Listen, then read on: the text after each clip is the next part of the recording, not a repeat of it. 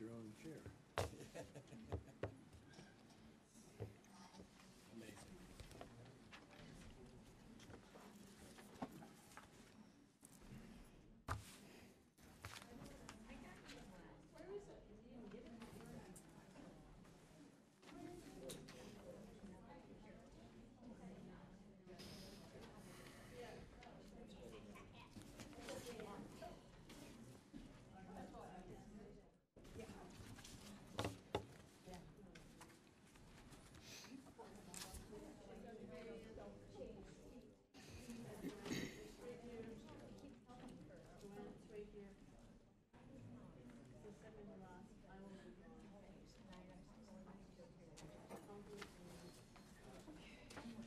Good evening. We'll call the meeting to order. If you'd please rise and join us in the Pledge of Allegiance.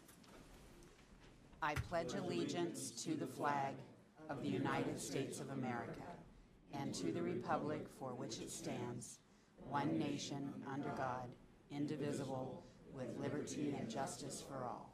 Thank you. Please be seated. Danny, would you please call roll? Deputy Mayor Baggett. Present. Councilmember Brown. Here. Councilmember DeCoursey. I'm here on the phone. Thank you. Councilmember Holman. Here. Councilmember Pelosa. Presented. Councilmember Trout Manuel. And Councilmember Wales. Thank you. Councilmember DeCoursey is joining us via phone tonight. He has been a little under the weather, but wanted to join us, so we are thankful that he is able to accommodate us and be on the phone tonight. Claude, I hope you're feeling better, and we look forward to having you in person with us soon. No, thank you, Mayor. Day by day, getting better, and hopefully be totally back on my feet here by next week. Excellent. We look forward to it. All right. First thing on the agenda this evening is a proclamation for our Goodwill ambassadors.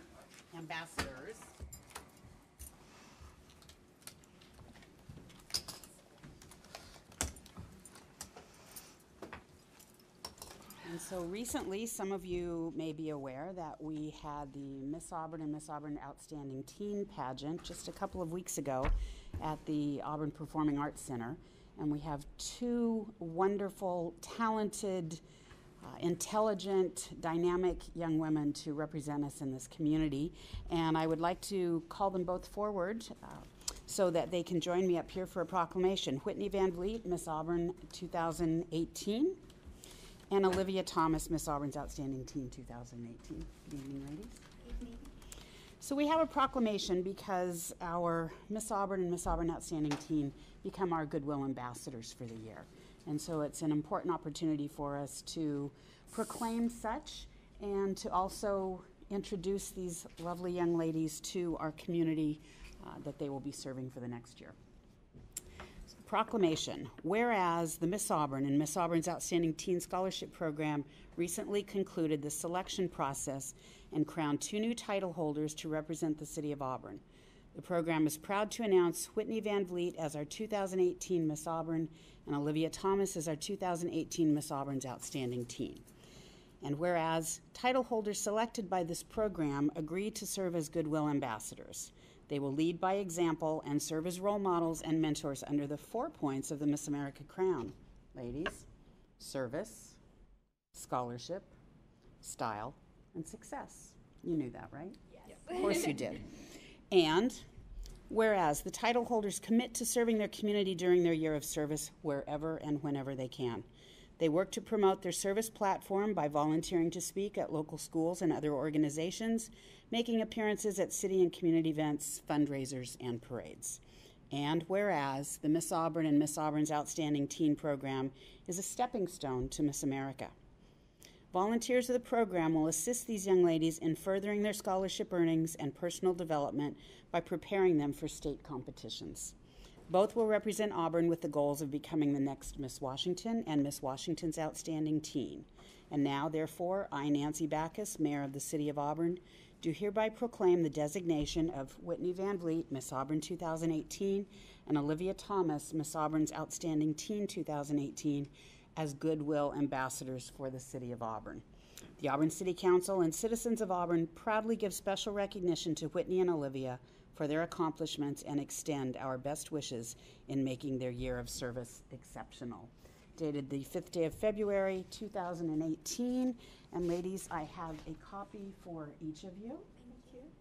And I would assume, because you have such dynamic opportunities and personalities and have so much to say to the community, that you would like to say a few words this evening. Yes. All right, please do.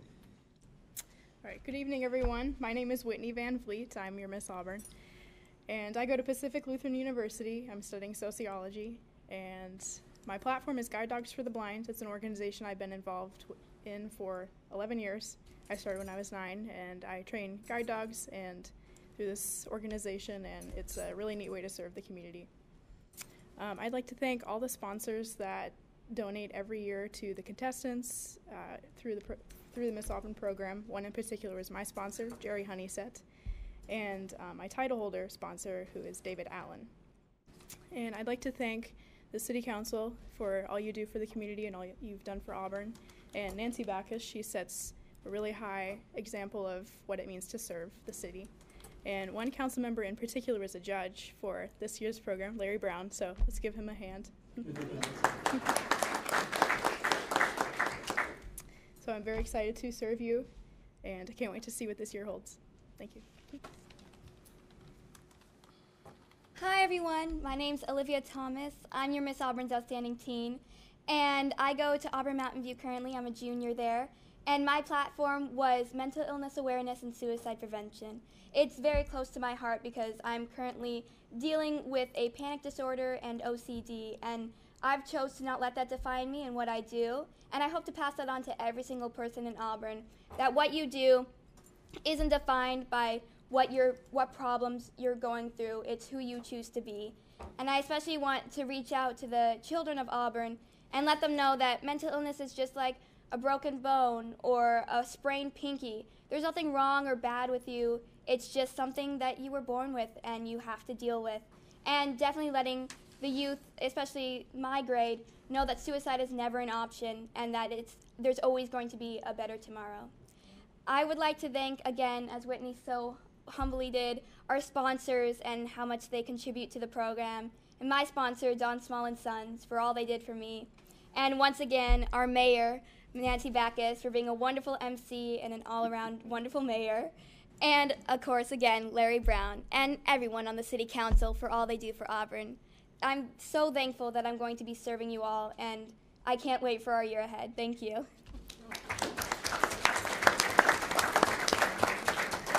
So I think you'll agree with me when I say we have two outstanding young ladies who are representing our community. And just as a side note, Olivia was also one of our junior city council members in our charter class, if I recall. Yes, so Olivia has been serving, as has Whitney, in the community for a long time, and this just formalizes some of those relationships, and we are extremely proud of both of you. We will be cheering you on through the entire year and during your competition time at state and perhaps at nationals. We will always be moving in that direction. And ladies, if you would please go forward to the City Council and accept their appreciation for all that you do and all that you are. Thank you. You are dynamite. Go get him, girl. Nice job.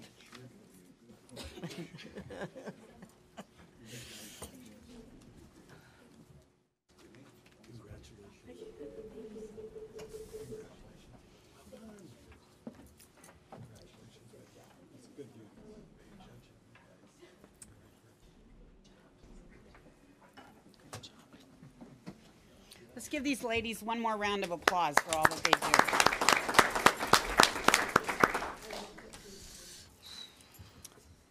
All right. Next on the agenda are the appointments for some of the volunteers in our community for boards and commissions. First is the Auburn Arts Commission. This is where three of them are. Let's see. First is City Council to confirm the appointments of the following to the Auburn Arts Commission for a new 3-year term to expire December 31st, 2020. Ann Bonnick, who is with us in the audience tonight. Thank you, Ann. Edie Leedy, and Sirachan Sizavati. So the recommendation is for the City Council to confirm the appointments to the Auburn Arts Commission. Do I have a motion? Mayor Baggett. I make a motion. I make a motion that we confirm the appointments of these 3 individuals. Thank you. Do I have a second? Councilmember Holman. Yes, move to second. Thank you. Is there any discussion?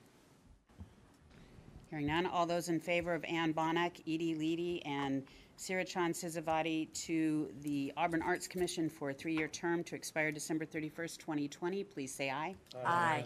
Those opposed say no. Passes. And thank you, Ann, for your willingness to serve in so many capacities in our community.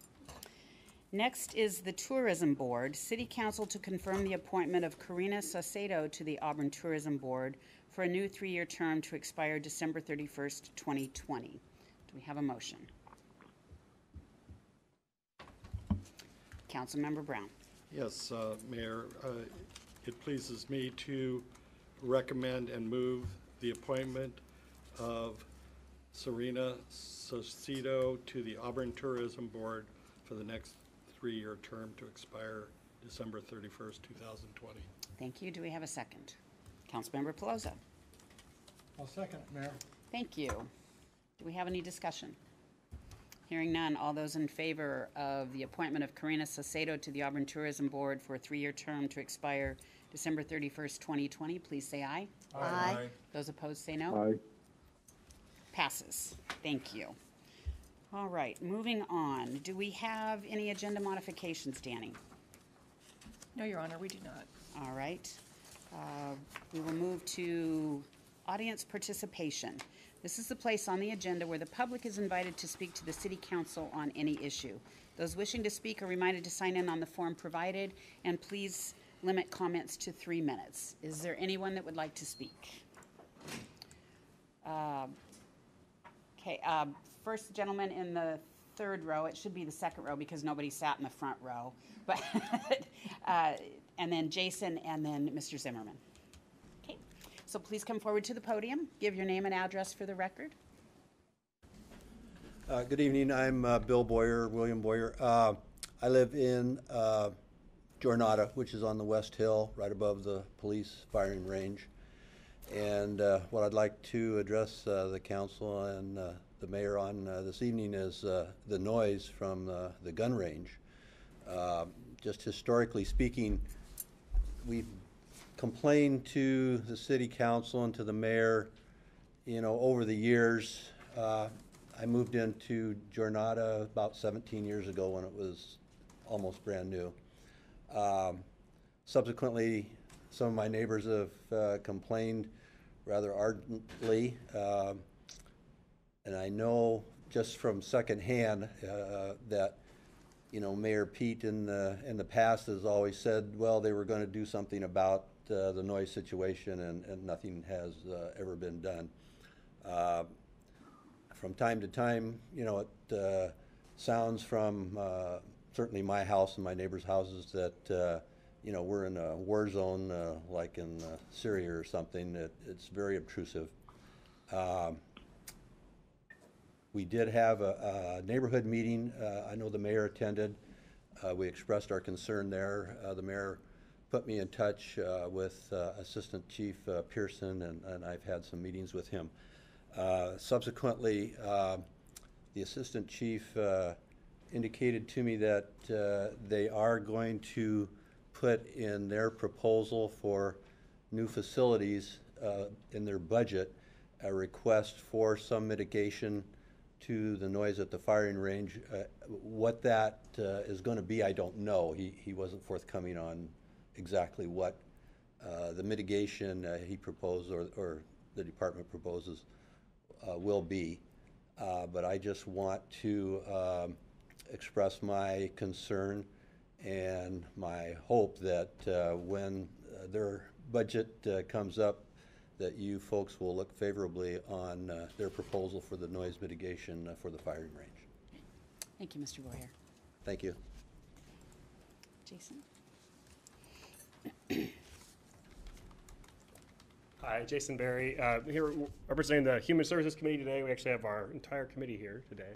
You're going to be looking at seeing a resolution later today that has some recommendations from a dialogue that the Human Services Committee had with staff, and so we just wanted to really put our faces kind of on that dialogue. And so first I want to say that I think I speak for the whole committee in saying that it's an honor and a privilege to be a part of this committee, to be able to serve the city in this way, to volunteer, to dialogue with all of you, to be collaborative in that way. And so thank you for the opportunity to do that and to be a part of the conversation. And then I'd just like to say that, as we've come around, we've had, I don't know how many conversations in the time I've been on the committee, and they've just gotten more and more robust over the last 2 years around the priorities of the funding. And for us, we've really come to the idea, we keep thinking about the kind of the safety net and the broad spectrum of support that these dollars do. And that really comes back and kind of feeding how we make our recommendations. So we think about the infrastructure and that safety net and that kind of wide-ranging support that these dollars do. So that's kind of what's behind our dialogue that we had with city staff, and we really just wanted to come and say, this is who we are, and this is where that dialogue comes. We also want to say thank you for the dialogue, and we really appreciate the opportunity for you all to revisit those priorities and then to include us in that collaborative process to develop how you get to that piece. And so, thanks again for the dialogue. We're looking forward to continuing the relationship with all of you and to continue being a part of this important service for the city. So thank you very much. Thank you, Jason. And to all of the Human Services Commission members that are here tonight, I would like to express my personal appreciation as well as my position as mayor to say thank you for the hours and hours that you put in on making sure that those in need in our community are well taken care of. We appreciate it. Thank you. Yes, my name is Bob Zimmerman. I live at 33029 46th Place South. I've spoken to you before about this wall that sits on top of the ground without any footing or embedded foundation. Also the fact that the correction was not properly done. And Jason Crum and his inspector Fernando were up there to assure me everything was just fine. They did not have, the inspector did not know what he was looking for when he was to see that this rebar was embedded in the concrete. Then when I asked him why there was no holes dug the day they approved this part that was being used as a retaining wall, didn't have a response to that either.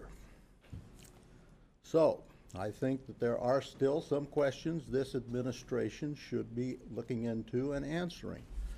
Number one, why was there no work done the day they inspected this on the 27th of May 2016 and approved it for the concrete pour?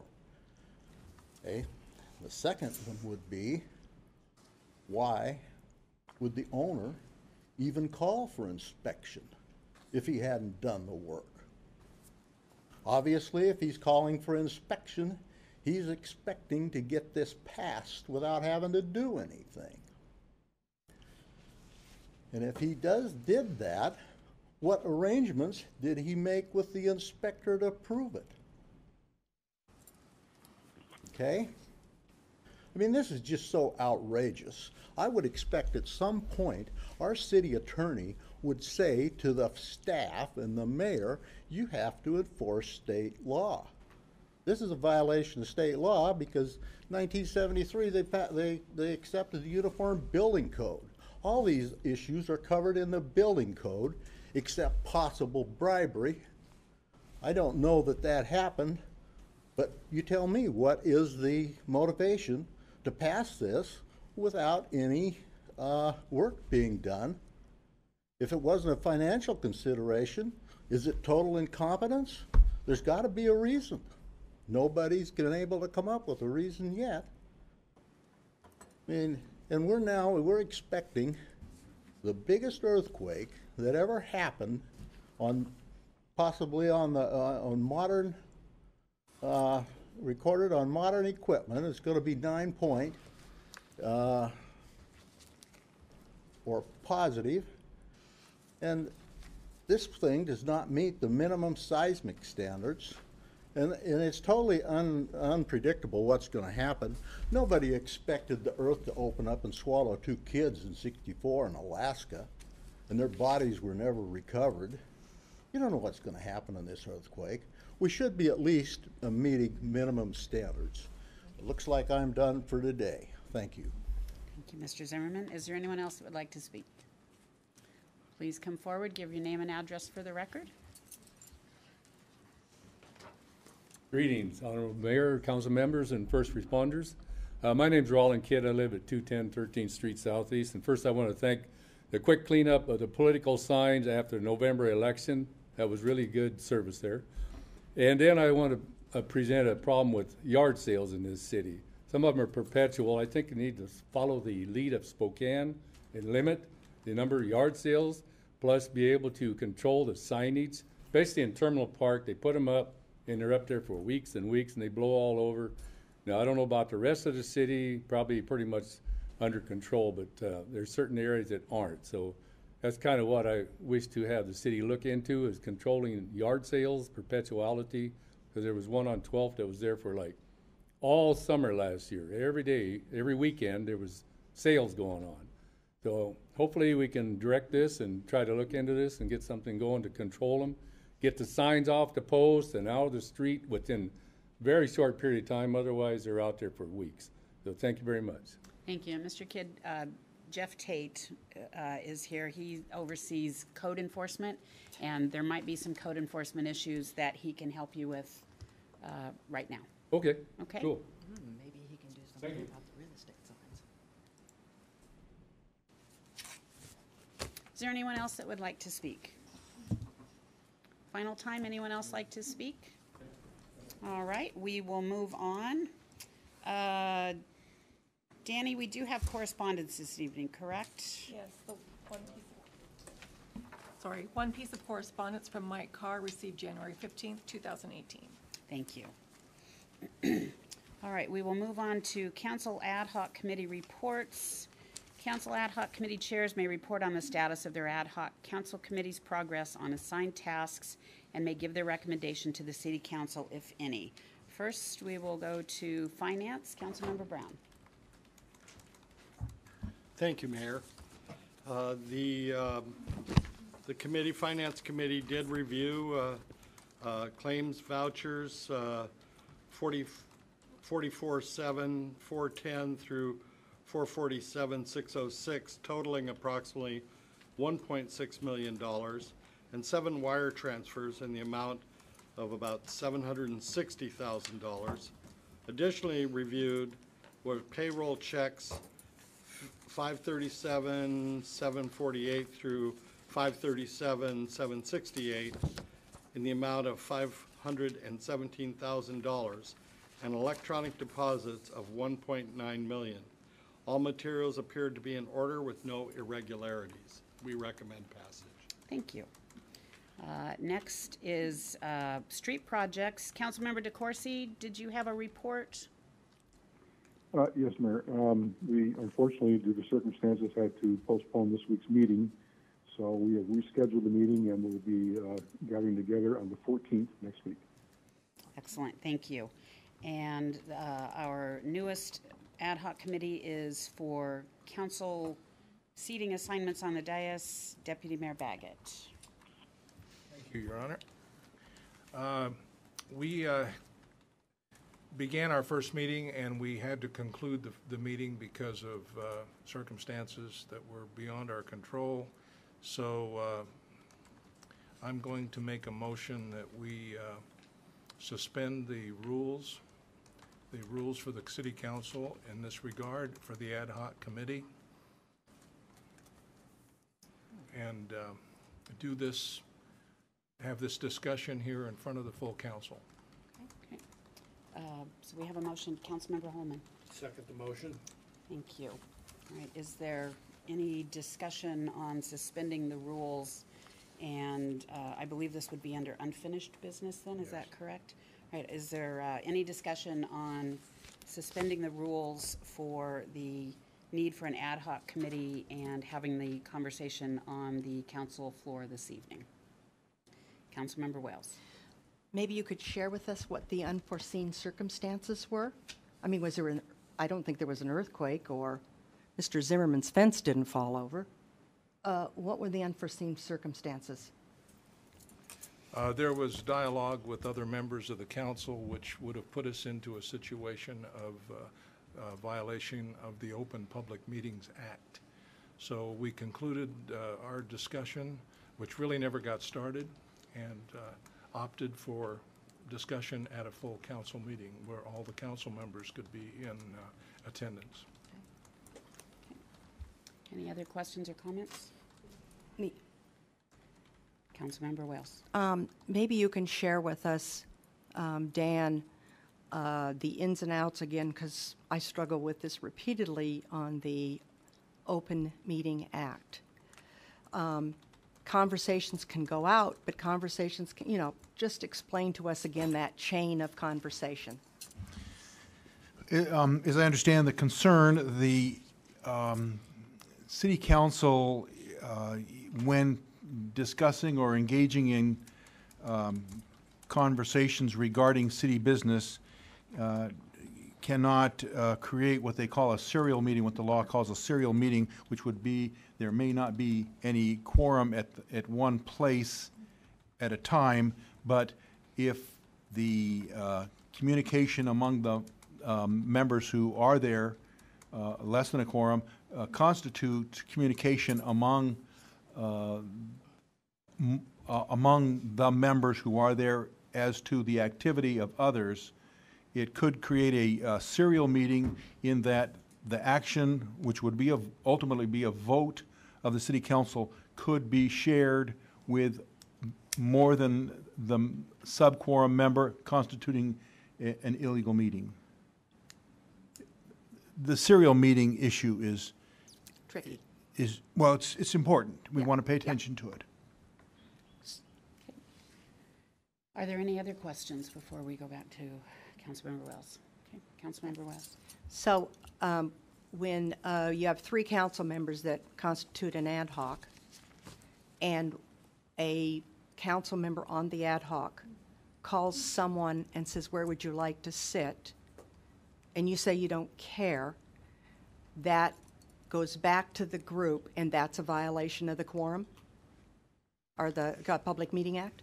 Well, I'm going to probably say, not having been at, I wasn't present, but if the position of council members who were not present at the sub-quorum group had indicated a position that they did or did not, yeah, would have taken had it been before a vote, then that's where it triggers the potential for a serial meeting. Okay. Okay, thank you. Any other questions or comments? Hearing that, Councilmember Trout-Manuel. I don't recall ever been asked where to sit, but I do know that I made a comment that we're not in high school, we're not in grade school to be told where to sit, and that was the only comment that I made. So if that constituted public records, I don't understand. Okay. Any other questions or comments? Hearing none, all those in favor of suspending the rules and having the discussion for council seating on the council floor, please say aye. Aye. Those opposed Aye. say no. Passes. All right, we will move that under unfinished business. All right, we will move on to the consent agenda. All matters listed on the consent agenda are considered by the City Council to be routine and will be enacted by one motion in the form listed. Do I have a motion? Councilmember Pelosi. I move for... Your microphone isn't on. There it is. Is it on now? Oh, yeah. I move for the approval of the consent agenda.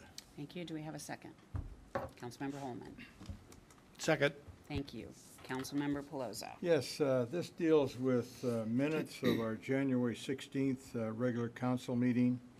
It deals with the claims vouchers that were discussed this evening, also the payroll vouchers, and there is an item, Public Works Project 1710. It's a final payment in the amount of almost $8,000 for a construction project 1710, which is the citywide sidewalk repair and improvement program. Thank you. Are there any questions or comments? Hearing none, all those in favor of the consent agenda, please say aye. Aye. Those opposed, those opposed say no. Passes. All right. We will move on to unfinished business. Dan, what do we need to do at this point? There would need to be some type of action. It could be a motion. Okay. All right. Something. Okay. Councilmember Holman. Yes, I'd move to accept the current seating arrangements that we're in. Thank you. Do I have a second? Deputy Mayor Baggett. I'll second that, Your Honor. Thank you. Do we have any discussion? Councilmember Wales. Thank you. I'm not satisfied, given the opportunity now to reflect on this, and I would appreciate the opportunity to be seated where Bill Pelosi is so that I can be near the new deputy mayor and may be able to provide him with some assistance.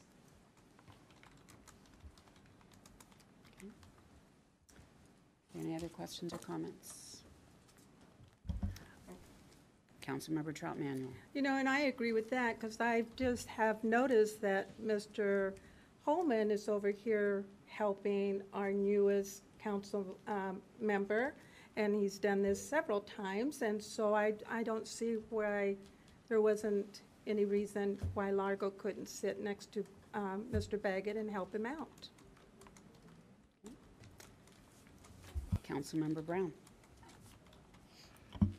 I appreciate any assistance from any member of this council as I'm learning to discharge my duties, and I would appreciate any help that you might offer as well, yes, council member. And so thank you very much. Thank you. Claude, I know it's kind of hard to jump in when you're telephonic here. Is there any comment that you have? Not at this time. Okay. Councilmember Pelosi. Thank you, Mayor. I'd like the seating arrangement that we had right after the election of the deputy mayor. Okay. Any other questions or comments? Okay, so hearing no further questions or comments, all those in favor of the current seating arrangement, please say aye. Aye. All those opposed? Nay. No. No. Okay, so we have 3 yeses and 4 nos. And so, Dan, what does this now do? The motion as made fails, and it would now be incumbent upon the council to have another motion or Okay. some other action. Okay. Councilmember Wales. I want to make a motion that we return to our previous seating arrangement that we had just following the election of our current deputy mayor. Councilmember Pelosi. I'll second it, Mayor. Thank you. Is there any questions or comments? Councilmember Holman. Just for clarification, that would look like what, starting from my left to my right? Could you elaborate on your motion? Yes. Is that okay? Councilmember Wales. Thank you. I think that Bill sat here. Remember, we have Claude on the phone. Yes, he sat over there where Yolanda is. But he's saying, Okay. say it down the line as you would have it, Okay. so that Claude can visualize. On your far, as you face the dais, on your far right, we would have Bill Pelosi. In seat number 2, Yolanda Trout. In seat number 3, Councilmember Wales. In seat number 4, we would have Deputy Mayor Baggett. In the next seat, of course, our Honorable Mayor. The next seat, I lost my counting, so bear with me, is Councilmember Holman, followed by Councilmember Brown, and coming up, but not last but least, Councilmember DeCoursey. Councilmember Pelosi. So, Mayor, what that means is the stallion Italians are one at one end, each end. Okay. Are there any other comments? Claude, anything from you? I kind of agree with Bill's last statement. Okay. All right. All those in favor of the seating arrangement for Pelosi, Trout Manuel, Wales, Baggett, Holman, Brown, and DeCoursey, in that order, please say aye. Aye. Aye. Those opposed say no. No. Okay, we have one. Succeeds. So we have one on the phone. How many yeses were there? 1, 2, 3, 4, 5. Okay, so the seating arrangement for the next council meeting will go back to that arrangement. Okay. All right, moving on. We have no new business, so we will move to ordinances. Ordinance number 6673. Mr. City Attorney. Thank you, Your Honor. Ordinance number 6673, an ordinance of the City Council of the City of Auburn, Washington, rezoning one parcel, 7,500 square feet in size from R7 residential to DUC, Downtown Urban Center, to implement the comprehensive plan and amending the city's comprehensive zoning map. Thank you. Do I have a motion? Councilmember Holman. Yes, I move to adopt ordinance number 6673. Thank you. Do I have a second? Councilmember Pelosi. I'll second it, Mayor. Thank you. Thank you. Councilmember Holman. This is a matter that was brought before the study session on January 22nd, was well discussed to us at that time. Thank you. Are there any questions or comments? Councilmember Pelosi and Wells, do you have comments? You both have your microphones on. Sorry. No. Okay. Do you want to turn your microphone off? Sure. Please? Thank you.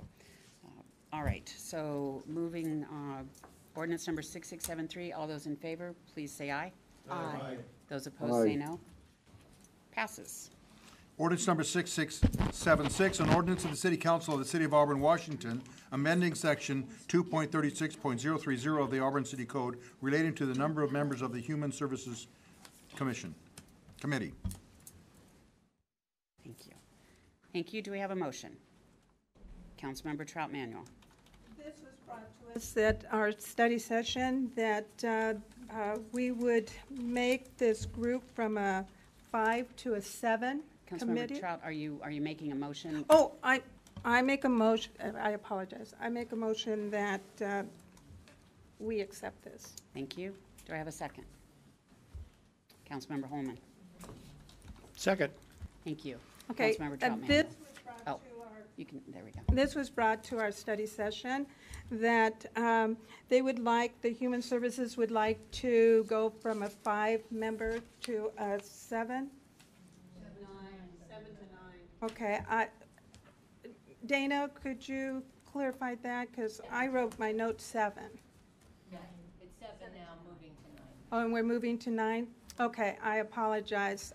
So I'll move it for, to make this a 9-member committee. Okay. Any questions or comments? Councilmember Wales. I think this is exciting. We've done the same thing by expanding the level of community participation with our airport advisory. We've got the best citizens in the world, and to have even more of you at the plate or at the table helping us with this, it's great. I really support it. Okay. Thank you. Councilmember Pelosi. Being in the Auburn community since 1970, I've been on several boards and commissions throughout those years, and I've always admired the work of the Human Services Committee, because it's a tough job when you have competing requirements. So keep up the good work. Thank you. All right, any other comments or questions?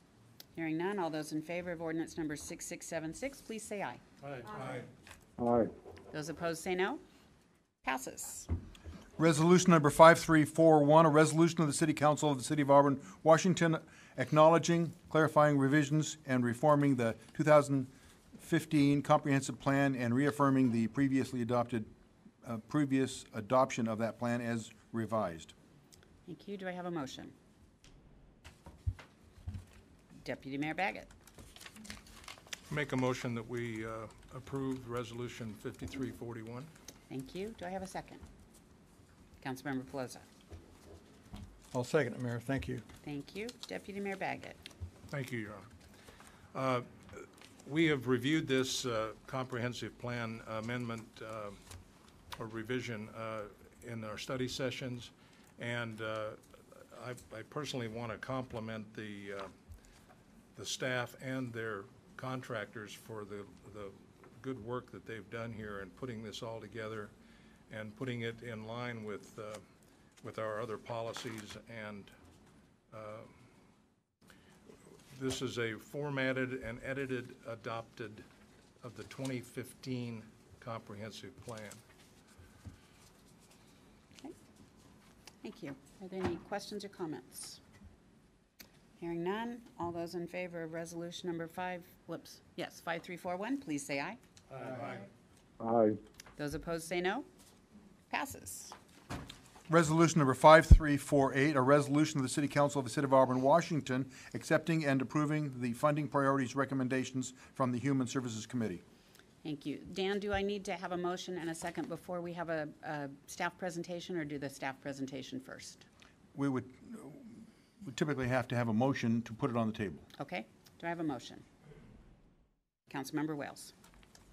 I move for the approval or Oh. When I sit closer, I won't need it.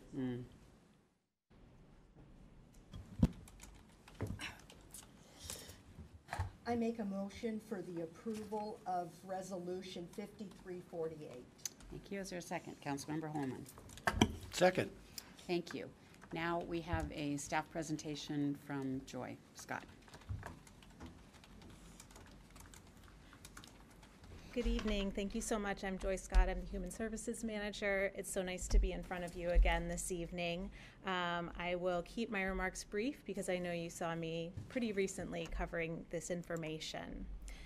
So just as a reminder, I was here on January 22nd at a study session to discuss the current funding priorities for our Human Services General Fund dollars, and also some ideas around the discussion to create new priorities or revised priorities for those. Joy, can you speak up just a little bit for Councilmember Baggett on the phone, and also there are some air ducts overhead that are DeCourcy's or on the DeCourcy. phone. Who did I say? You had Baggett on the phone. Oh. You're here. Councilmember DeCourcy is on the phone. Is this a little bit better? Yeah, that was a little bit hard to hear. Oh, sorry about that, Councilmember DeCourcy. I will try to speak up for the remainder of the presentation. Please shout if you can't hear me. So just as a little bit of a refresher, I know that Jason also spoke very eloquently to this evening as well during public comment.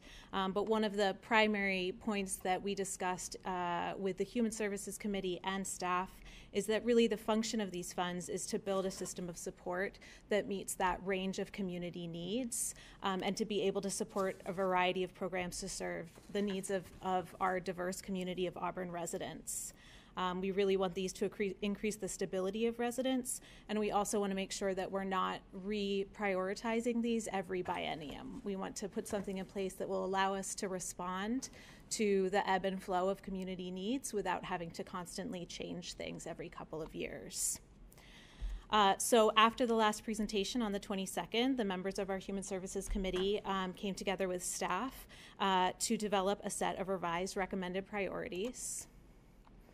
And this was really the starting point for that discussion. So these priorities that I shared with you at the at that meeting on the 22nd were brought to us by the members of the Human Services Special Focus Area, council members. And we started with these priorities specifically in our discussion in the Human Services Committee to ensure that all of the areas here would be included in any final priority recommendations and that everybody's voices would be heard in this process.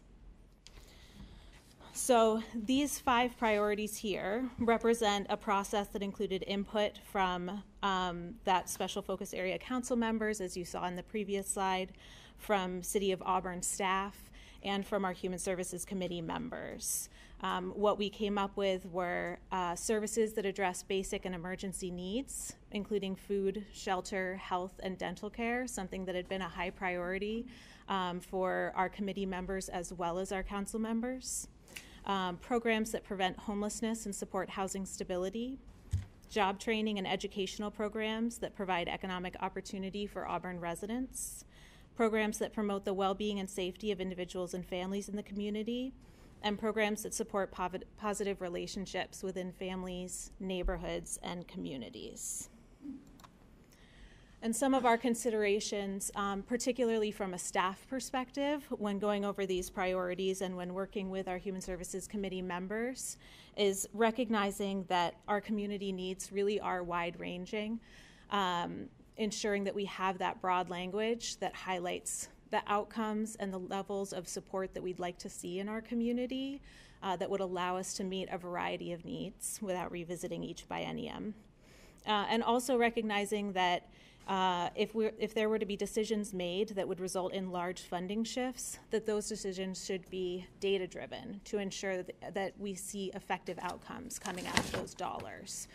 This is one of the pieces that I brought to you during that presentation, is that other cities, before they have made really significant shifts in how they spend their dollars, have had comprehensive community needs assessments done to ensure that there aren't assumptions being made about what the community's needs are, but that we're really working from data. So I know that there were a couple of different documents related to this particular item in this resolution. So I just want to be clear that the staff recommendation is that the council adopt the original version of Resolution 5348 that's found in your packets that approves the human service funding priorities recommended by the Human Services Committee. Okay. Thank you. Are there any questions for Joy? Oh, we can't do questions from the floor, sorry. Just council questions, but you are certainly welcome to ask Joy questions after this is over. Any questions from council? Okay. Thank you. Mayor, I have yes. a question. Yes, Just point of clarification. That was really hard to hear. It kept breaking up. So if somebody could just give me a 30-second paraphrasing, I would appreciate it. Sure. So the original Human Services program funding priorities that the city has had in effect for several years are child abuse and neglect, domestic violence and sexual assault, health care, and poverty reduction basic needs. And after Councilmember Troutmanuel and Wales spoke with staff, they had originally addressed homelessness prevention and housing stability, food access, and health care. And under each one of those, homelessness prevention had diversion, rental assistance, eviction prevention, shelter and navigation services, and domestic violence support. Under food access was emergency food, meal programs, and food delivery. And under health care was dental, mental health, chemical dependency, and senior health access. Joy said that taking those requests into consideration and talking with the Human Services Commission, the committee recommends the following: services that address basic and emergency needs, including food, shelter, health, and dental care, programs that prevent homelessness and support housing stability, job training and educational programs that provide economic opportunity for Auburn residents, programs that promote the well-being and safety of individuals and families in the community, and programs that support positive relationships within families, neighborhoods, and communities. And I'm not sure how much of what Joy said that you heard, but she also said that anytime there is a major shift in funding priorities within a city, there is typically an extensive needs assessment that is done prior to making those changes to ensure that there are no gaps in the support services provided in the community. Okay, thank you. Then I have a question then. So, yes. Firstly, we're going to be voting on the revised resolution? No, the resolution that's on the floor is the original resolution. The main resolution, okay. Right. Then the other question I have is that you talked about the major changes. If there's just some, I guess I use the word clarification and more refining, is that considered a major change? Joy? I'm sorry, I didn't hear the last piece If there is just clarification, is that considered a major change? To the priorities? To the priorities, yes. I'm not sure that I'm able to answer that question. Can you rephrase the question, Councilmember DeCourcy? Can you rephrase that, Councilmember? Yes, please. That was hard to hear. No, can you go ahead and rephrase what you're asking so we can provide you with an answer? Okay. So you want me to restate it? I'm sorry. Yes, so if you could rephrase your question. Yeah, my question basically is that if we add additional items that look like more of a point of clarification and refining, is that considered a major change? So are you talking about under the three, the homelessness prevention and housing, the food access and health care, are you asking if more narrowly defining those is considered a major shift? Yeah, I guess I'm probably doing this wrong, but I'm looking at the revised resolution as well. Okay, so the revised resolution is the one that has that section 1. Correct. That has what Councilmembers Trout Manuel and Councilmember Wales originally brought forward to Joy and to Dana, and then those points were provided to the Human Services Commission for their input, and they attempted, I believe, to take all of those points into consideration, but also making them broad enough to where there were no gaps in funding strategies. Is that correct? All right, Yes, all right, that's it. Thank you. And now that I better understand the question, yes, I would say that does constitute a significant change from what we currently are funding in the community. So the types of some of the types of programs that wouldn't necessarily be included in the revised version would be things like early childhood education, family support for survivors of sexual assault, job training, education programs, things like that. Can you hear that? Did you hear that, Claude? No, I could not. Okay, so it takes out of funding early childhood education, sexual assault, job training, and education, yeah. And I think I said early childhood education. So it would take those out of funding opportunity. Did that answer? Okay, all right, thank you. Yeah. Okay. I understand that. Okay, Councilmember Wales. Dan, maybe you can help me. I'd like to enter the amendment so that we can have some discussion regarding that. So I move, how do I do that to get the amendment so we can discuss it? You would be making a motion to amend the resolution on the table. I make a motion to amend the resolution on the table per the attached draft that each of you have. Okay. There's a motion. Is there a second? Councilmember Trout Manuel. I second that, Mayor. Okay. So now we have discussion on the amendment, which is more narrowly defining the funding priorities. Yes. Okay. Is there any discussion? Councilmember Wales. Okay. I'm pleased to see that the commission is interested, or committee is interested in collecting data on issues so we know in the future which way we need to prioritize our funding. I think that that's really important. I think that the focus group had that in mind in writing the goals or the policy so that it could be somewhat numerically evaluated. It is easier to evaluate how many people are in a shelter, how many people need eviction prevention, how many people need dental services, how many people need chemical dependency. And when you bring your reports in, we're always trying to pigeonhole you as to how many, what is it going to. And that's what we saw as a policy, and then you prioritize what we see as a policy in those funding areas. We find that programs that promote well-being and safety are hard to numerically count, though they may be important. And thank goodness, well-being and healthy living, we've got a department that's now doing that. Programs that support positive relationships with families and neighborhoods and communities, hopefully by the other services that does it, and it's hard to numerically evaluate.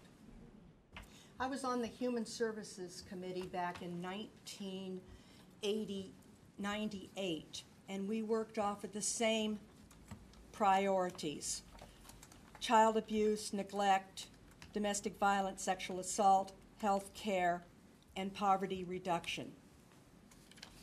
Since 1998, we are fortunate to be in a community that now has a veterans levy. We also, 2 years ago, implemented King County-wise Obamacare for medical services, and we have gone from 180,000 people to 230,000 people in King County that are going to be served. We have mandated since 1998 special education services from birth to 22. Birth includes outpatient physical therapy and those types of programs that are either covered by Obamacare, personal insurance, or the Auburn School District, which is statutorily required to provide that. Now we have the McCleary decision, where we are fully funding education. In fact, we are mandating all-day kindergartens and paying for it. We have, since 1998, we have summer lunch programs. We have summer school for free. We have the Auburn Foundation that helps kids educationally, Auburn communities and schools, and we have PTAs. We are incredibly fortunate now to have Best Starts for Kids. Yet to unfold what they provide, but that, like the Veterans Levy, will probably be fairly significant. We also, as a city, are committing funds, or have committed funds, and are looking at continuing to commit funds educationally for Kids for Wireless services. So when the focus group looked at this, we looked for duplications. And it was refreshing to see that in the last 20 years, we have added a ton of really quality programs. And we need to get away from some of the duplication. We were led to believe that we could do that by establishing a policy. And our policy focused on the 3 areas that we saw not recently addressed, if you can say the last 20 years is recent, by other legislation. We also created it such that it could be evaluated, realizing we do the policy and then you will establish the priorities within it. So we attempted to kind of firm it up in areas that we have seen that really are outstanding areas where there is no care provided. As a council member, I repeatedly get contact for dental care. And if you talk to King County Public Health, even though there's a public health dental office in Federal Way, or not Federal Way, excuse me, Kent, there is a crying need for dental. And so we tried to put areas that are not duplicated. Also, the other thing that we tried to do, based on an old adage from Councilmember Wagner, we want to see us move away from the peanut butter and jelly spread. We would like to see fewer that are really honed in where, like you suggested, we can collect data and be data-driven in how we modify them and the priorities in the future. So that's kind of how we got to proposing in the addendum that policy. Thank you. Thank you. Are there any other comments? Councilmember Holman. Not necessarily a comment, a question for clarification. We had two resolutions, one that came out in our packet, 5348, one that was in our original packet, and then one that was on our table when we came in. The one that's in our packet is dated January 31. The copy that was on our table was dated February 1. So your amendment, if I understand it correct, is the one that was on our table dated February 1. That's correct. And if I could elaborate. Councilmember Wales. Thank you. We, on January 22nd, as part of the Human Services Focus Group, we presented the different positions, and we shared with you our 3 recommendations. And there didn't seem to be any questions, but we needed time to reflect. At the conclusion of the meeting, I asked Deputy Mayor Bob Baggett if it wouldn't be carried over to the next study session because I was on a working vacation and wanted to be here. And it got goofed up and it came to the last meeting. It did not get goofed up, Councilmember Wales. It did not get goofed up. Oh, it was intentional. Okay. It was intentionally, after my request that I be available for it, it was brought before the group, and somehow those 3 were whatever. So we met with Dan, Yolanda, and I, and Joy and Dana, and said, these are our 3. And then Dan graciously said, I can do an amendment that shows that that is the policy, so on and so forth. So that's kind of how it went through the system. Any other questions or comments? Councilmember Pelosi. So we talk about priorities, and I thought that we also spoke of goals. So are they one and the same? So, Councilmember Pelosi, the goals that were talked about were actually, I believe, these priorities, the goals of how the funding was going to be addressed. That's what took place at last Monday's study session. Well, shouldn't they be called goals then? Well, these are the funding priorities, because as you recall from Joy, the funding priorities need to be in to King County, I believe, by right around February 15th was the cutoff, Joy, is that correct? Yes. So that it could be part of the application process for these service providers, because there is an addendum that all service providers fill out that is King County wide, so that they are not, the service providers are not going around filling out a separate form for each municipality, so that they can provide the answers once and be efficient. They leaned out the process, if you will. And so the funding priorities that are listed in the original resolution number 5348 were those that were presented last week and provided by Human Services after taking into consideration Councilmember Troutmanuel and Councilmember Wales' funding priorities, so as not to leave any gaps while it could be reviewed. So what I heard weeks ago about goals were, is it semantics or? We do policy. Councilmember Wales, please Thank wait you. to be called on if you would sorry. like to speak to what Councilmember Pelosi's question. It's okay, thanks. We do the policy, Right, and they do the rest, right. okay?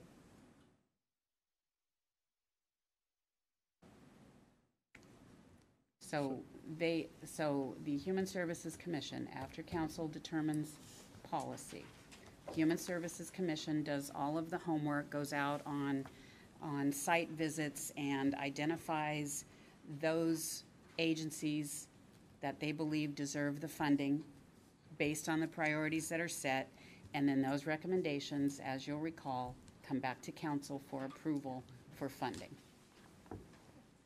That's the process that we've had in place for decades. Okay? Councilmember Trout Manuel? Your microphone, please. These 3 priorities that we gave to Joyce were submitted to Erica, the other human services person that was with us. We worked with her for several months on these, and then we presented them to Joy.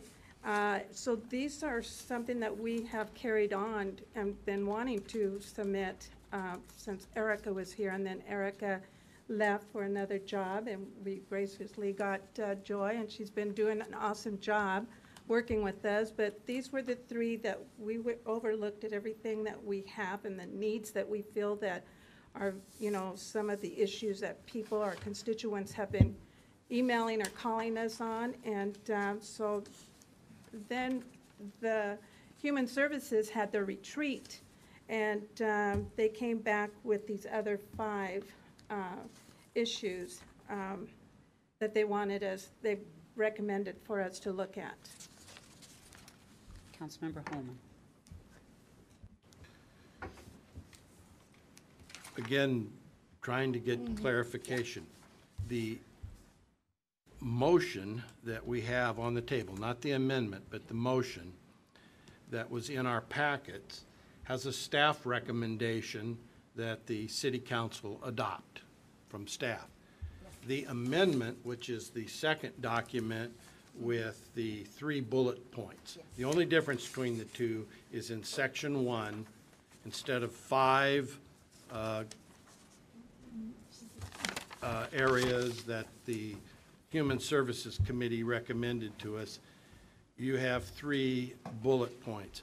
I'd like to hear from staff what you feel about the change, the amendment, and your recommendation on the change. Joy? Sure, thank you. So, you could remember to speak loudly because Councilmember DeCoursey. yes, I will do my best. Is this microphone on? Is he able to? It is, okay. So the staff recommendation is to adopt the resolution that was originally included in your packet. While I think that we've had numerous discussions among staff, with our Human Services Committee, and with council members to ensure that we understand everyone's input.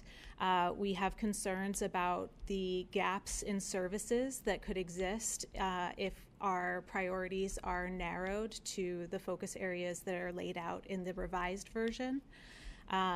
Again, while we don't necessarily object to certainly the idea of narrowing in on a focus, I can say that personally I have concerns about how we come to the conclusion of what areas are most needed, and if we're doing that with or without clear data that's showing that that's where the need is.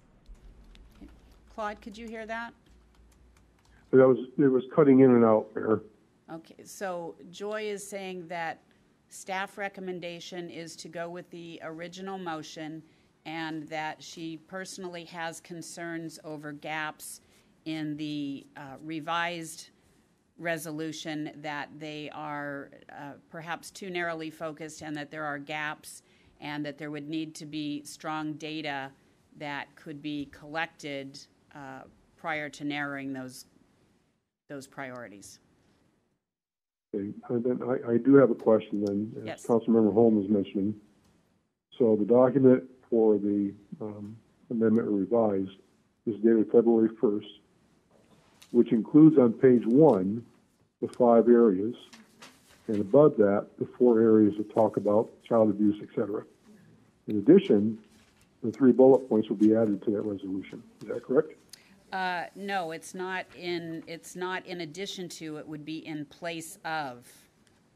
That's the concern that Joy has raised, is that those 3 in the amended version are a little too narrowly focused without data to back up that narrow focus. Does that answer your question? Yeah, I don't see that really. If I look on page 1, I hope I got the right one, whereas the City Council finds the proposed recommended human services program funding priorities generally meet the needs of the city. However, additional focus on some areas of specific community would need to be evaluated in addressing the more urgent needs of the city. That's all I'm reading it. Okay, so the revised copy is stating what currently is there, what Human Services recommended, but then Section 1 is stating the more narrow focus of what the funding priorities would be. It would not be in addition to those items on page 1 under the 3rd whereas and 4th whereas, but in place of. Correct? Is that correct, Dan? Yes, the original resolution provided that the City Council adopt the recommendations as stated, those 5 numbered items. The amended resolution identifies those as valuable matters of consideration, but suggests that there was additional consideration given by the City Council, and that's why Section 1 on page 2 of the November 1st resolution. February 1st is a little different. Okay. Okay, all right, thank you. Councilmember Wells. Joy, your microphone, please. Joy, tell me or give, this is a 2-part question. One is a question, and then I want to make a statement. Okay. Sure. What particular area are you worried about that isn't being covered by something else that is missed by these 3 criteria or these 3 policy governing areas? Well, I think that duplication is always a valid concern, duplication of services, and I think that you'll find that across any type of service delivery. Best Starts for Kids, for example, one of the primary programs that it funds is a homelessness prevention program that does eviction prevention. Mm-hmm. And so there are certainly a number of agencies in our county that would provide services. Part of what these funding dollars do in our community is to ensure that those programs remain available for Auburn residents. And so the categories, some of the categories that I mentioned earlier, such as early childhood education, family support programs, programs for survivors of sexual assault, job training programs, education programs for adults and youth in the community, counseling and support groups. Those kinds of programs, while they may exist generally in the county, may not be available to Auburn residents without Auburn dollars, or they may not be easily accessible if they're not located within our community, which we do fund a number of agencies to provide these services locally or in a more accessible way to our community members. So what you feel like is missing here is education. There are a number of different programs that I think are missing here. Okay. I also, again, I am not opposed to the idea of narrowing a focus, but as we've seen in other communities, that tends to be most effective when it's done based on data rather than as a tool to collect data. Claude, did you hear? The last part totally cut in and out. Couldn't hear it at all. Okay, so what Joy said was the narrow focus. I'll paraphrase, it's difficult to narrow the focus to collect data. It's better to collect data and then have a basis for narrowing focus if necessary, and that she was concerned that there were several potential gaps within the community. While some of the funding may be available through Best Starts for Kids or the Veterans Services or Veterans Seniors and Human Services levy, sometimes the funding within our community or the opportunity in a nearby proximity would not be available without the funding provided by our human services priorities. Is that an accurate statement, Joy? Okay. Thank you. That answers it. Okay. Councilmember Trout-Manuel. Joy, your microphone, please. Could you please clarify the number 4, number 5, because I see those as us already addressing those in the schools and also neighborhood block watches and stuff like that. Could you clarify the reasoning the group decided to add those 2 in there? Well, certainly there are some programs available in our schools, though I would say that they're likely not available for families that don't have school-aged children. Joy, I'm going to ask. Yeah. I'm thinking, well, if you come over to one of the microphones in the director's area, that way I'm not going to try and paraphrase your comments. Claude, we're moving Joy over so that she has a microphone that would be very helpful, yes. You will better be able to hear.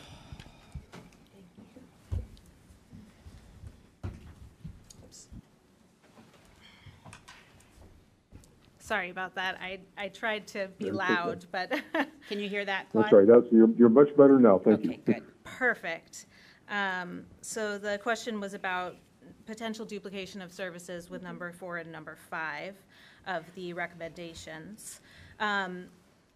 So while I'm sure that the Auburn School District does an excellent job of providing programming for the families who access their programs, I don't imagine that they make those programs available for families or individuals who do not have school-aged children. So that's one of the primary difference. There are certainly families that have children who are not yet of public school age or who have aged out of those programs. There's also a number of individuals in the community who may not have children, certainly couples who have a family structure without children, and those would not be served by the Auburn School District. And the number 5, the neighborhood community. I think that addresses address probably it both too? of them, right? Okay. Well, sure. Follow up, Councilmember Trout-Manuel. I know that we have counselors in the schools right now that are supporting a whole family. If a child is having a crisis or something like that, this counselor addresses the whole family. And this is with the new organization that I'm on the board, Prevention and Wellness. And so I know that they're trying to expand that service with more funding and stuff. So I'm just saying that we've got programs that are coming up that are going to be addressing those issues. Sure. I mean, I think that they probably provide excellent services. Again, those programs are in need of funding and are looking to funders such as the City of Auburn to be able to ensure that those services can expand. I think of programs like programs for seniors who don't have school-aged children or any family members who are connected to the school district who may need, grief and loss support groups or working with couples who don't have children. There's certainly plenty of residents in our community who do not touch the school district. Okay. There's also 2 other organizations that I can talk about. Is Consejo Counseling. They do from birth to 80 or 90-year-olds. So I feel like we do have those services out there that are addressing those issues. And I just feel like like Mr. DeCourcy and I both, when we said when we said that we would be good stewards on our money for our community, for all the residents, and I do believe you guys are doing an awesome job, but we need to kind of change what we've been doing before and start, narrow down those duplications that we have right now. And the City of Auburn currently funds Consejo Counseling and Referral Services yes. to be able to provide those Right. those services to our residents. So, Are there any council members that haven't spoken yet that would like to speak? Councilmember Wales. Thank you. Your microphone, please. I really do appreciate this dialogue, and I wished it was a little more informal when we were all sitting at the same table. And I want to thank you for inviting us to your committee meetings, and I'll be there. So this is what I'm thinking. I know that we have an amendment, but one of the concerns that some of us have is how to collect data. And you want more flexibility. Maybe we should consider 1, 2, and 3 and get rid of the touchy-feely stuff that is covered by the first 3, and just do the first 3. That puts your education back in there and your work training. And if we threw in something about seniors, because I really want to be able to do toenails and food pantry and Meals on Wheels, that would give us something that we can numerically assess for numbers for evaluation purposes as we collect data. Councilmember Holman.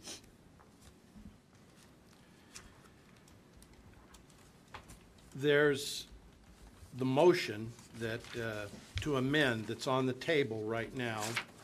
The only difference between the first, the original dated January 31st and the amendment dated February 1st is on page 2, section 1.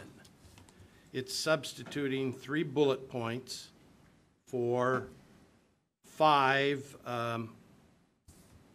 funding priorities. And I've had at least 3 weeks now dealing with the original resolution to study it and ask questions of staff.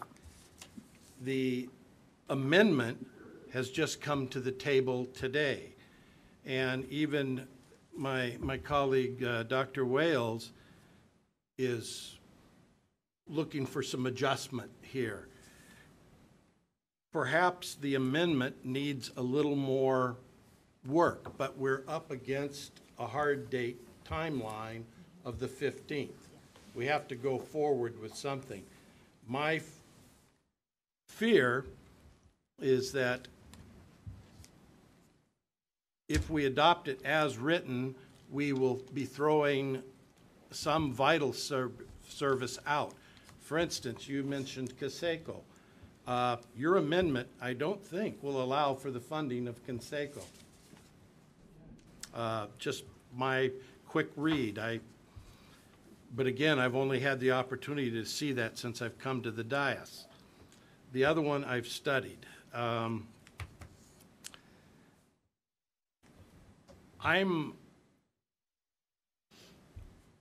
don't think this is the right time to be amending something that was provided to us with consultation with our Human Services Commission and trying to change it kind of on the fly up here.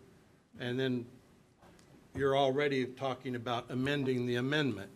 So I would be fully supportive of getting more, and we've had discussions, Dr. Whale, about we need to be more data-driven, we need to invest more money in fewer programs. So I'd be supportive of that. I'm just not sure we're ready to do it by the 15th of this month.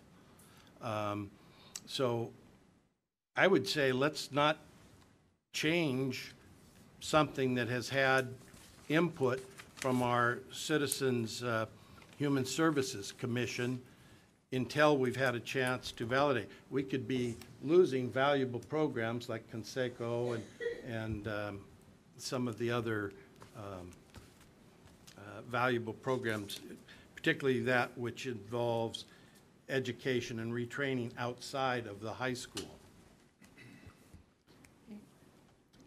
Councilmember Trout-Manuel. John, that is why when we did speak with Dana and Joy, we knew that Margot was not going to be at our study session, and she had asked if we could bring this back later on.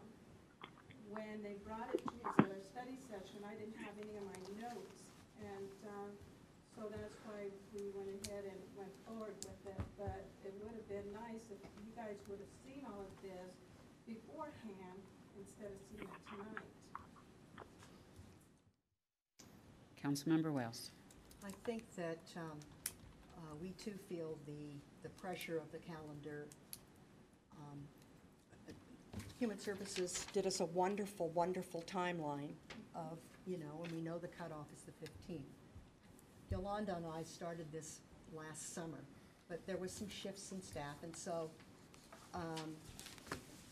you know how that happens.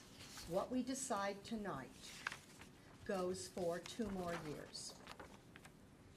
And in the past, some of us, as we have looked at the programs that have been brought forward to us for approval, we have had problems, some of us, with the 211 crisis lines, 3 of them, the pro bono money for attorneys on the east side in Kirkland. We've had problems with Birth to 3 that is fully funded by the Medical Association and the school district for kids that are school age, which is birth to 22. So there's some really big pots out there that we've been concerned about, and we're told you need to deal with it through policy. And so that's what we were trying to do, and we're sorry that it kind of came up against the wall. And I'm sorry that I had to miss a meeting and you couldn't wait. But we'd still be right where we are right now. And so, do we want to go another 2 years with something that I have had a concern about for 6 years and other people have had a concern about?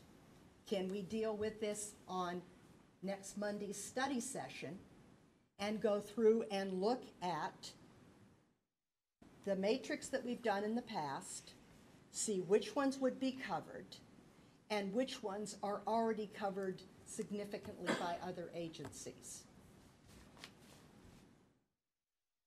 Mayor, I have a comment, if that's all right. Yes, Councilmember DeCoursey. You have to forgive me, but I come from the old school of when you have an initiative or a priority or something similar to that, it has to be measurable, defined, measurable process. When I see a funding priority initiative that says programs that support positive relationships within families, neighborhoods, and communities, the first question that comes to my mind is that, how do we measure that? To me, it's not measurable.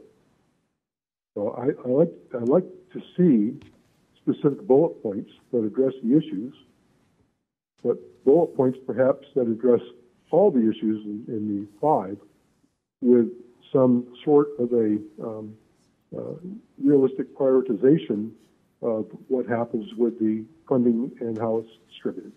So, Joy, if I might, I believe before any funding is provided, even though these are the priorities, there are metrics that are required for any service provider who is funded, and they do monthly reports, is that correct?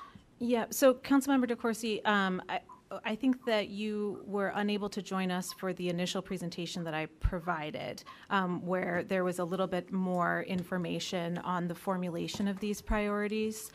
So some cities do have very specific measurable priorities within their adopted language, and what that usually ends up looking like is a laundry list of very specific programs, because you then run the risk of not being able to provide programs and services outside of those very specific bullet areas.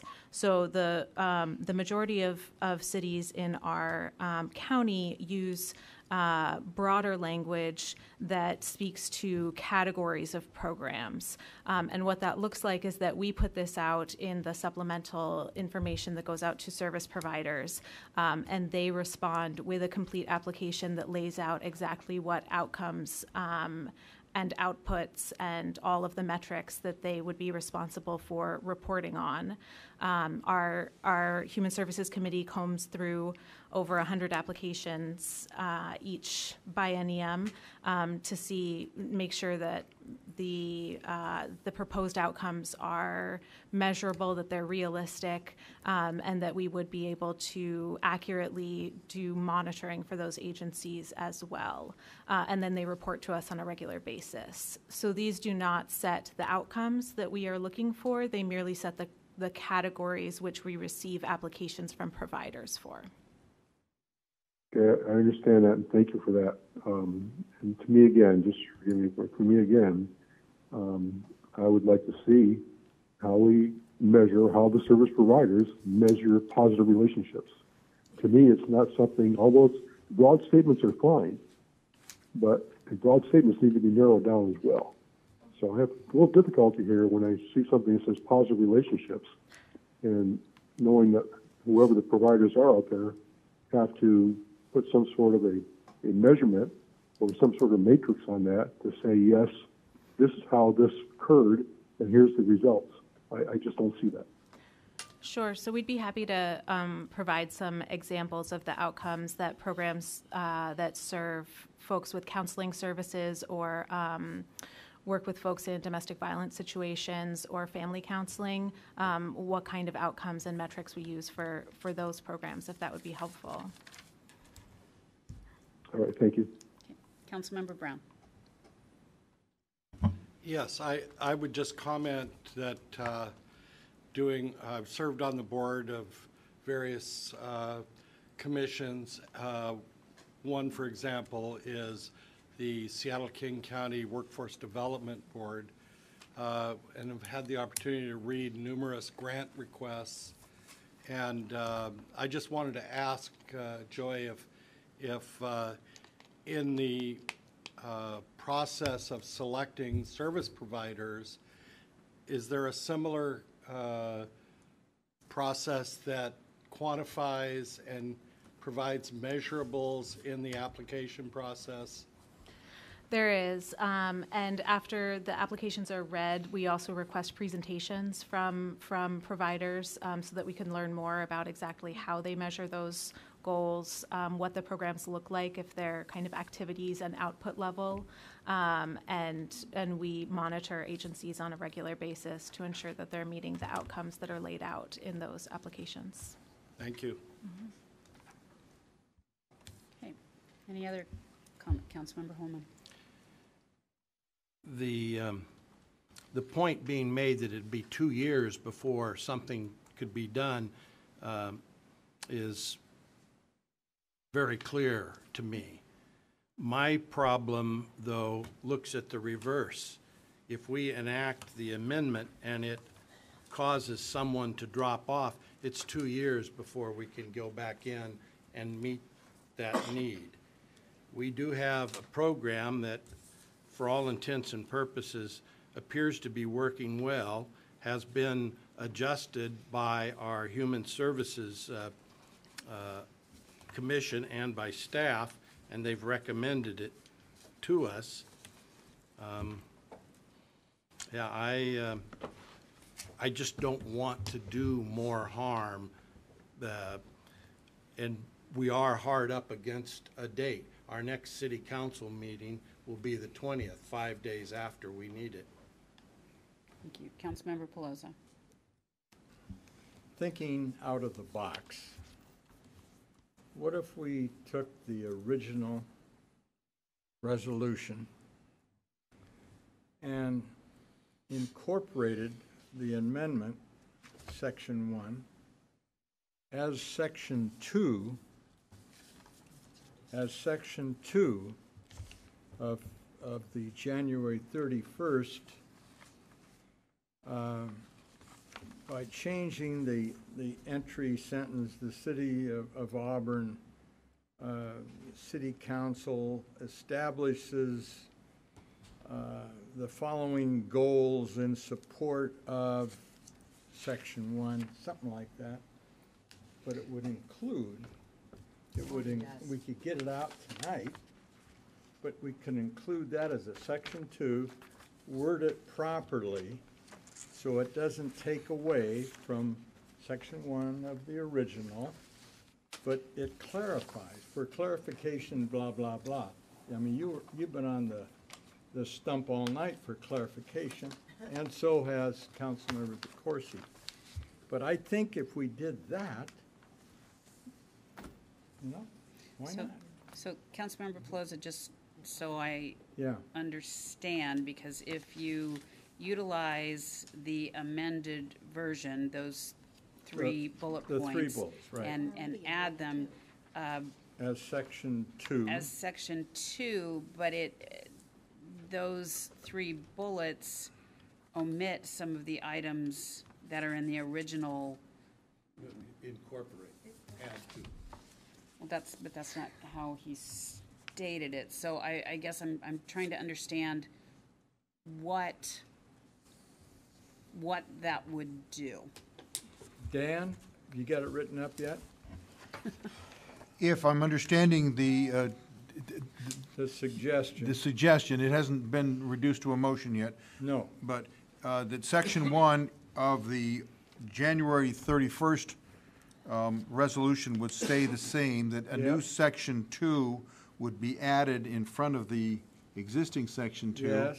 That would say that the city council further focuses on the below identified priorities. Is that what you're suggesting? I am suggesting, but it's for more clarification. It's a clarification point.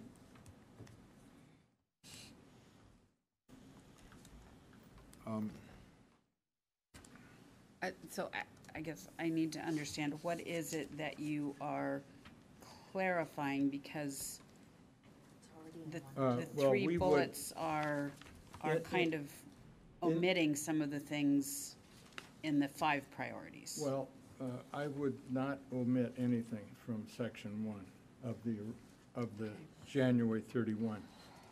I would add Section 2, the 3 bullets, with a clarifying statement, like Dan started off with, to clarify that these 3 bullets support Section 1. Okay, so as far as clarifying, perhaps let me ask this. So with the recommendation of the 5 funding priorities, right, with a more intense focus on those 3 bullets, but not excluding all 5 of the bullets? Exactly. Is that what you're asking? Yeah. Okay. Councilmember Holman? Yeah, rather than making a new Section 2, just incorporate these 3 bullets as 6, 7, and 8 inside the original Section 1. Is that more to what we're trying to do? Yes. And then clean up the language? Well, we're trying to clarify, and maybe that muddies it up more by incorporating them together. Joy?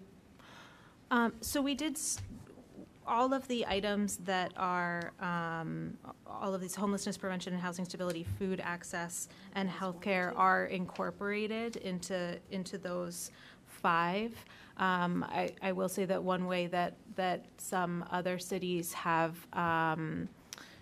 emphasized their desire to focus on particular areas is that, for example, in Federal Way's resolution that outlines this, they identify a minimum percentage of the city funds that support one of the items. So if the request is to focus on services that address basic and emergency needs, including food, shelter, health, and dental care, which covers the majority of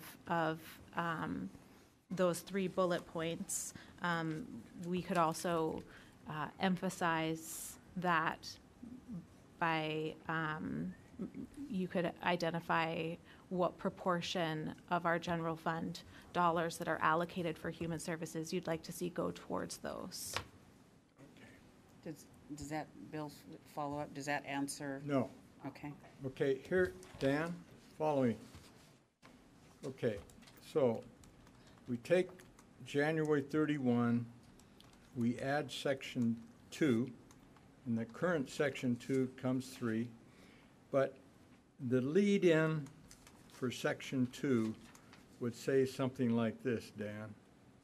The City of Auburn Council further sets forth the following to clarify the priorities in section 1 above.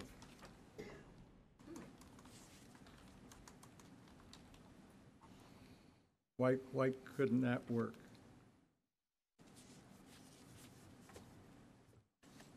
Is that a question to me? Yeah. Yes. Well, certainly the council can do that. Certainly, the council can do that. I'm wondering if the language needs to be the language you chose. City Council, the Auburn City Council further identifies for clarification the following priority in section 1 above. Okay. Yeah, I mean, how does that sound, you guys? There's no motion, there's only one amendment. We're wordsmithing. Okay. Well, no, we're not, we're laying out a motion. Oh, okay. So, Point of order, we have to dispose of the First Amendment before we can. Actually, we you can amend actually an amend an amendment. But you can't amend an You amendment can't go to an amendment. beyond this, though. This is the last one. Okay, then I'll make, Councilmember Pelosi? yeah, I'll make an amendment to the amendment that reads just what I said previously, and that is,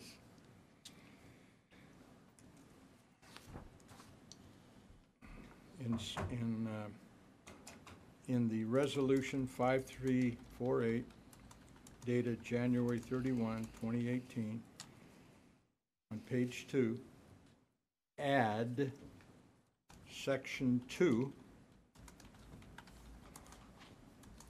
parentheses, which will include the 3 bullets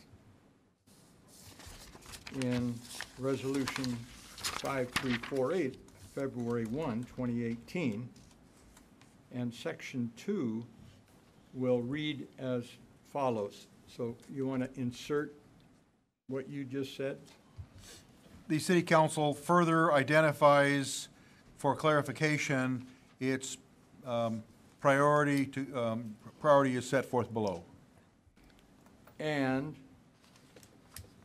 in resolution 5348, January 31, 2018, the current section 2 becomes section 3. Correct. That's my motion.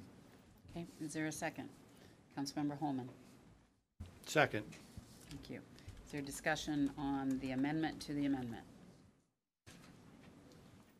I have just a clarification, please, Mayor? Yes. Point of clarification. So in Councilmember Pelosi's motion, we're still maintaining items 1 through 5. Is that correct? Correct. Oh.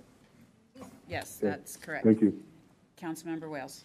And Claude, what I would like to see us do then is use this as a template to collect the data for the future. for 2 years from now, you know, figuring out where we want to go. This, I think, would serve as a great template for data collection also. So I support what Councilmember Pelosi proposed. Okay. All right. Hearing no more discussion, all those in favor of the amendment to the amendment that includes the 3 bullet points as further clarification for focus of the 5 funding priorities set forth by the Human Services Committee, please say aye. Aye. Aye. Those opposed say no. Passes. All right, now we will vote on the amendment as amended, which is of the January 28th resolution number 5348 that was originally in your packets.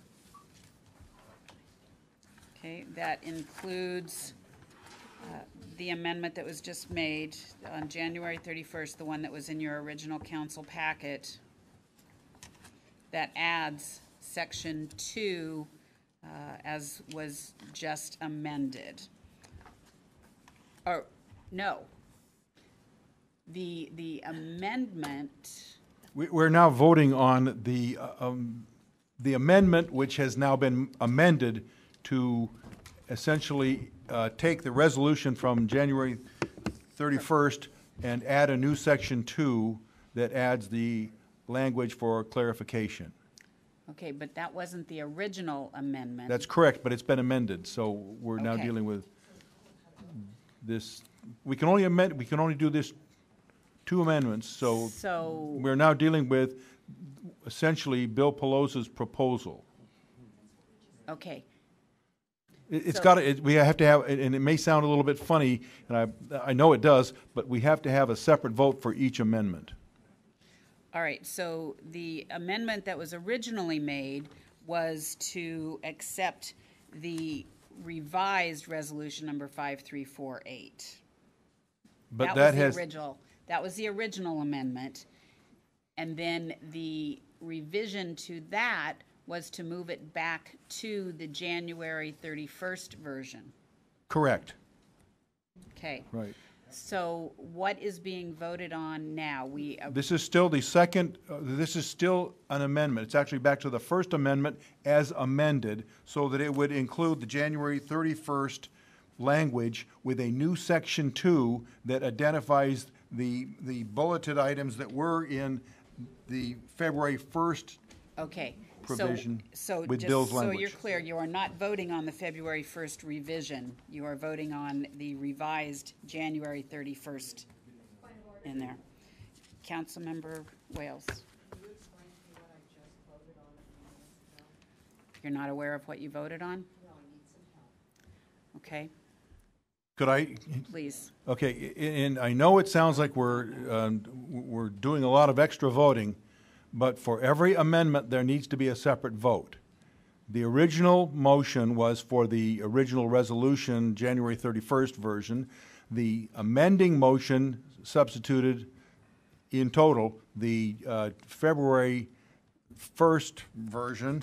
The amended version that was voted upon has now been voted upon, changes the second amendment to include essentially combining those two so that you'd have section 1 the same as the original, section 2 to include the bullets from the alternate or the February 1st version, and the additional language that Bill. And then I hate to say this, but you're going to need another motion one way, another vote one way or the other down the road. Right. Great, I think I'm ready. Thanks for your help, Mayor. All right. All those in favor of the original amendment as amended, please say aye. Aye. All opposed? Passes. Now. I didn't hear the other Italian. He said aye. He did. Yeah. So now we will have a vote on resolution number 5348 as amended and amended, correct? That's correct. All right. So all those in favor of resolution number 5348 with amendments, please say aye. Aye. Those opposed say no. Passes. All right. We will now move on to mayor and council member reports. Mayor, just to interject here, I will be disconnecting now, and thank you very much for allowing me to participate in the meeting. Thank you, Councilmember DeCoursey, for your willingness to attend this evening and the discussion that ensued from the resolution. Appreciate you calling in, and we hope to see you feeling better next week. Okay. All right. Yes. Thank you. All right. Thank you. Bye-bye. At this time, the mayor and city council may report on significant items associated with their appointed positions on federal, state, regional, and local organizations, and we will begin with Deputy Mayor Baggett. Thank you, Your Honor. On Sunday, January 28th, I had the pleasure of attending the 5th anniversary birthday party, P-A-W-T-Y, an open house for the Auburn Valley Humane Society. The event was very well attended by friends and supporters of the society, but just between you and I think they were just there for the cake. We were greeted by the executive director, Phil, and Sharon, and their very enthusiastic staff, and we wanted to highlight that more than 9,000 animals had been adopted over the last 5 years, with more than 5,000 animals spayed or neutered to prevent animal overpopulation and homelessness. It was about 8 years ago that our city mayor, a council member, a community veterinarian, and a concerned citizen got together and championed the need for this facility in Auburn, and the rest is history. The facility is currently busting at the seams, and the board of directors and management are diligently looking for larger facilities. On Thursday, February 1st, as a member of the Medic One EMS Levy Task Force for King County, I attended our first finance subcommittee meeting to plan our strategy and develop rate structures for the upcoming 2020 levy that will be placed on the 2019 ballot for a 6-year period between 2020 and 2025. There are currently 4 subcommittees reporting to the task force: advanced life support, basic life support, regional services, and finance. Over the next 12 months, each subcommittee will provide input to the task force to determine the final rates that will go forward to the property owners in the form of a levy, which is probably going to be in the neighborhood of between 23 and 25 cents per $1,000 of assessed value. If you haven't yet read Mayor Nancy's weekly update, I encourage you to do so to find out more details about these committees, the task force, and the upcoming levy, which is in my council corner. Thank you. Thank you.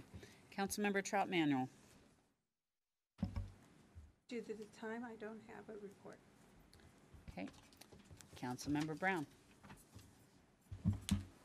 Yes, I do have a report. I'd report that on January 23rd and 24th, I was fortunate to be able to attend Association of Washington Cities Day in Olympia with my colleague Bill Pelosa and Deputy Mayor Bob Baggett. They were showing me the ropes down there as to how to get around in Olympia on city business, and I profited from that experience.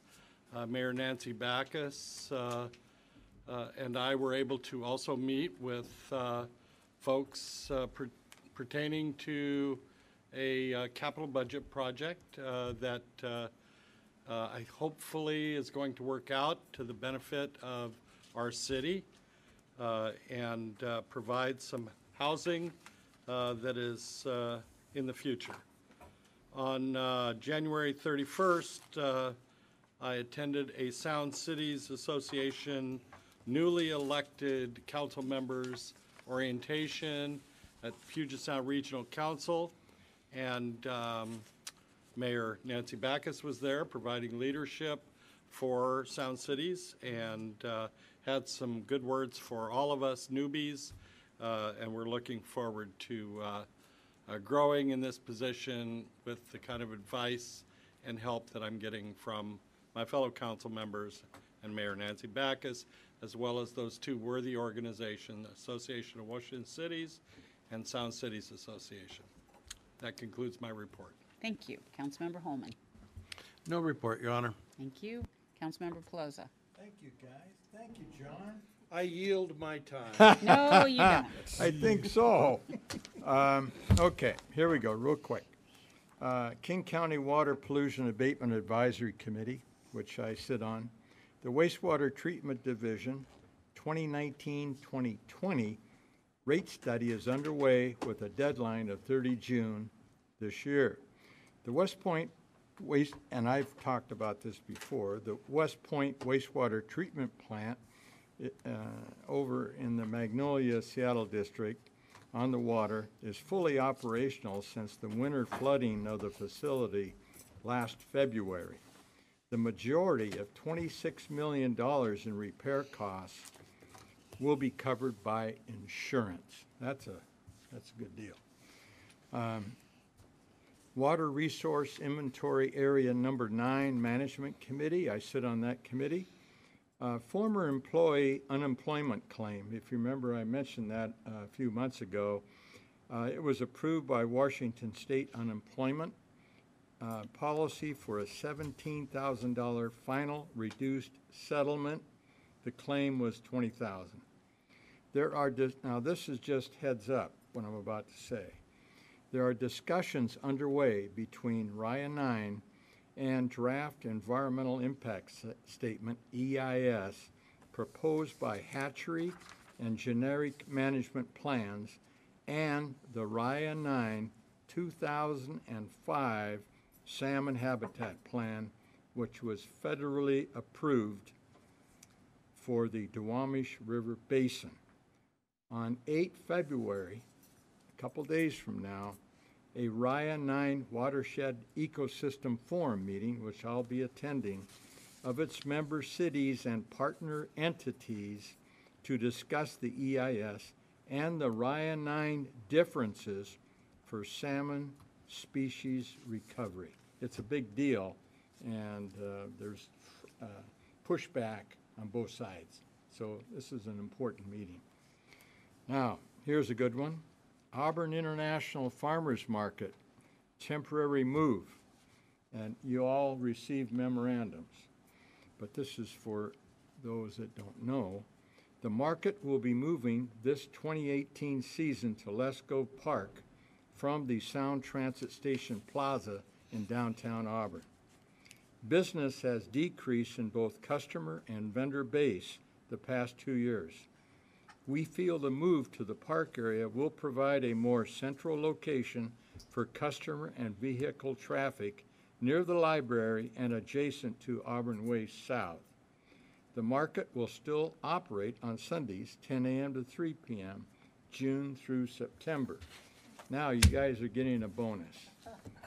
You giving us a pay increase? Since 2009, I have been a strong advocate of this program. Can you focus in, Josh? No, he can't. He can't. I want people to see this. Well, I'm talking about the National League of Cities prescription discount program. Now, this is very important. There's a card you tear off of here and put in your wallet. Now, if you do not have prescription insurance, you'll get up to a 35% discount on certain prescriptions. Now, side note, I have prescription insurance up the yin yang. However, I went into this one Rite Aid down here, and I needed some special cough syrup, codeine type, because I had a cough. She said, sorry, it's not covered by your insurance. So I whipped this card out of my wallet, and I got a 50% discount just from this card. Now, a little statistics for you. We began in 2009. This is 2017, 8 years. We have saved Auburn citizens $184,000 since 2009. That ain't hay. That's good money. So 8 years, it averages $23,000. So I encourage people. John's carrying one now. Largo's carrying one. I'm Largo. That's Yolanda. I mean, Largo, Yolanda, Bob, you carrying one too? Yes. I don't know about you, Mayor. You carrying one? I have one, yes. All right. So, the 7 dwarfs are carrying these. Mr. Brown? Oh, You better okay. pass that down to him. So anyway, this is no joke. It's a money saver. So good luck. Carry one in your wallet. That's it. That's it. Thank you, Councilmember Wales. Thank you. I want to thank all of you for giving me an opportunity to talk so much. I don't have any other comments, but I want you to know that I appreciate that you listened and you came up with ideas, and I just want to thank you. Okay. All right. It's been a while since we've had these reports, so a few things.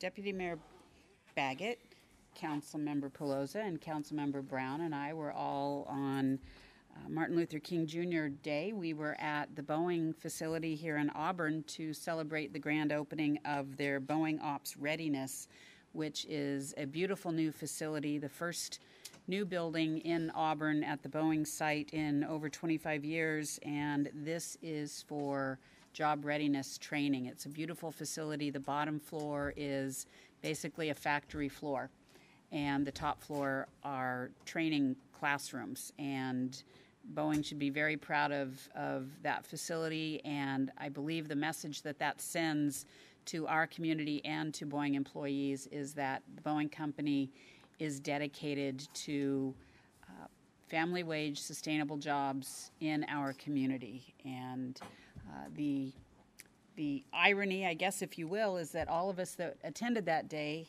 have worked for the Boeing company. And so we did have that in common while we were sitting there. How many years? I had 25. Larry, how about you? I'm still going, so. Well, that's true. 40. 40. You've had 40, so there's 65. 45. So we're at 110. 38. No, she got my. No, I didn't.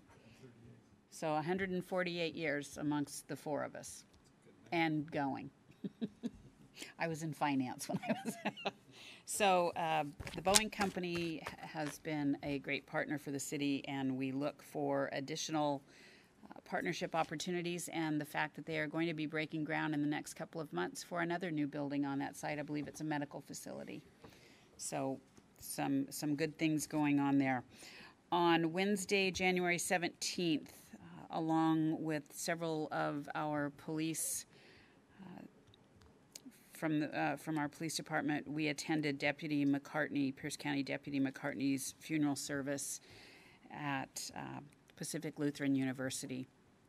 It was something to behold, to see their facility filled to standing room only, and it was, while it was a very moving service, I couldn't have been prouder of the fact that Auburn PD's Honor Guard was part of that service. Not only did they come in during the service, but we also had Officer Bennett as part of the, I believe, instead of a 21 gun salute, it was a 21 bell salute because we were inside. And so Officer Bennett, also part of that honor guard, was able to participate in that honor. Councilmember Holman attended as well.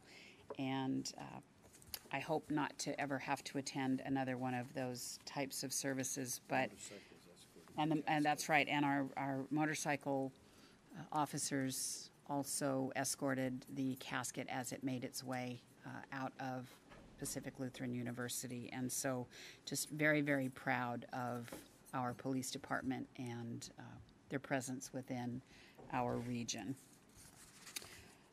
Also attended the Miss Auburn Scholarship Program. You saw the 2 new representatives here tonight. I think we have wonderful representatives for our community. I'm very proud of the young ladies and look forward to working with them this year as they are our Goodwill ambassadors. On Monday, the 22nd, along with King County Executive Dow Constantine, Seattle Mayor Jenny Durkin, and I, we are the co-conveners of One Table, which is a county-wide initiative to prevent homelessness.